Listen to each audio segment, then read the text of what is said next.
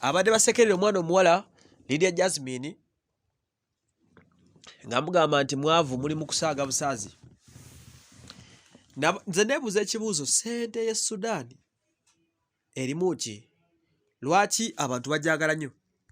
Mbadde nkyabagamba ne neebuuza nti kiki ekiri mu sente ye Sudan? Jazmine yagenze n'afuna show e Sudan. Omanyi kati show wano e Kampala engeri ebivulu gye twabivaako. Show zaasigala bweru wa ggwanga.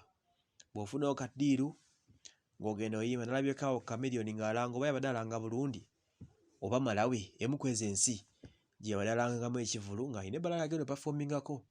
Ne ndabako ne Spice Diana awo ng'alinya ennyonyi ng'alabika alina gy'agenze abeeko by'apafomingamu.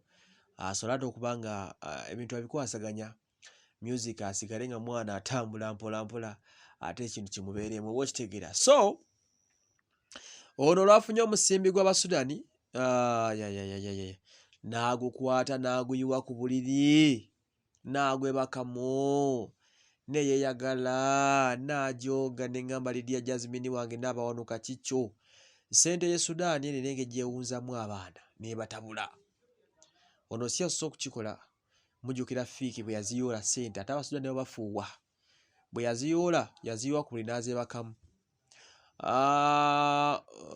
Kano Kayanga Fresh Kid naye olwagendako e Sudan n'akuba ekivvulu yadda n'omusimbi n'aguyiwa ku buliri n'agwebakamu. So I don't blame them. Eyeebaka mu sente azibakemu kubanga sente ereeta essanyu. Sente ng'ogiyina ekkozesa kyonna ky'oyagala.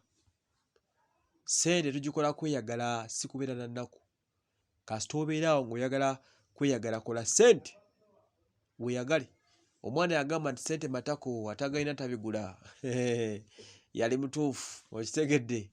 Kaakati no mwana sente zo zikole oziyagaliremu. N'abawanuka Lydia yalaze badde zimulumaluma kati yagenze Sudan n'akikuba agenda kudda. Sente ya Sudan nemu ka value.